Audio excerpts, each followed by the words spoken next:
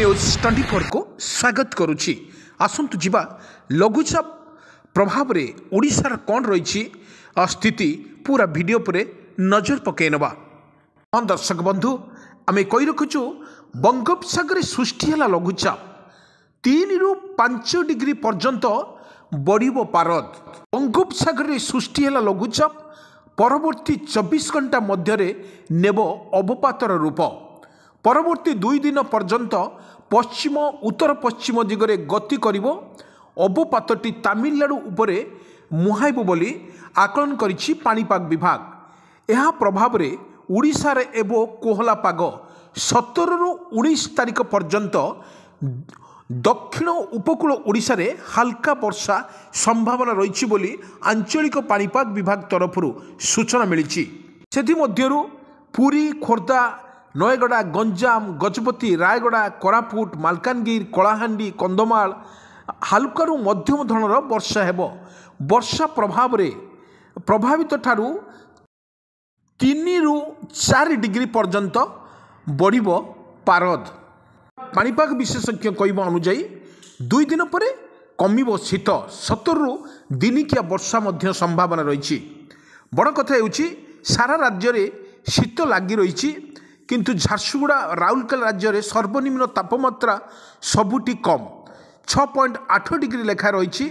88 स्थान रे रातिर तापमात्रा 10 डिग्री तलू खसी आसी। अनुगुल रातिर तापमात्रा 9 डिग्री रेकर्ड कर बेले केन्दुझर 9.2, सुंदरगढ़ और भवानीपाटना रे 9.4 डिग्री लेखाए, फुलबाड़ी और दारिंगबाड़ी रे 8.5 डिग्री लेखाए और नवरंगपुर 10.6, बौद्ध रे 10, सुवर्णपुर 10.5, बलांगीर रे 10.7, बारीपदा रे 10.5, भुवनेश्वर रे 23 एवं कटक रे 11.5 डिग्री रही। एमध्यु जहाँ कहुई झारसुगुड़ा और सुंदरगढ़ जिला को शीत लहरी पाई भुवनेश्वर पाणीपाग विज्ञान केन्द्र पक्षर येलो वार्निंग जारी करा जायछि। एटी बड़ कथा हेउछि आसंता 2 दिन पर्यंत तातीर तापमात्रा विशेष परिवर्तन संभावना नहीं, किंतु परवर्ती समय रे रातिर तापमात्रा 3 ରୁ 5 डिग्री पर्यंत वृद्धि पाइबार संभावना रही।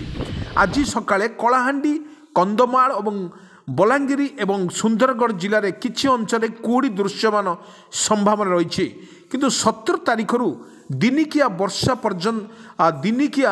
पर्यंत वर्षा संभावना रही।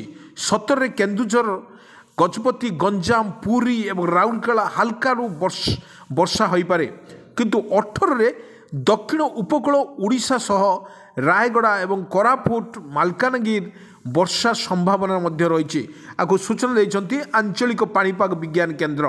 19 रे मालकानगिरी, कोरापुट, नवरंगपुर, कलाहांडी, कंधमाल, रायगड़ा, गंजाम एवं गजपति रे वर्षा हेबो बोली भुवनेश्वर पाणीपाग केन्द्र पूर्वानुमान करिछि। जाड़े थरुछि सारा ओडिशा, आगु को आहुरी थराइब, किंतु जाड़े थरुछि सारा ओडिशा। उपकूल उपांत सबुठी शीतर लहरी 10 डिग्री तले रही।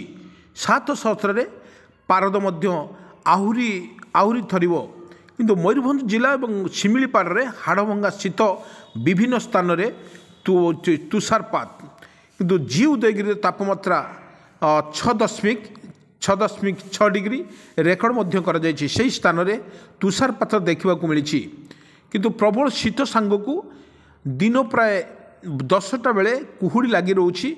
सुंदरगढ़ जिला और कोड़ाय अंचल रे शीतर प्रकोप मध्य देखा मिली।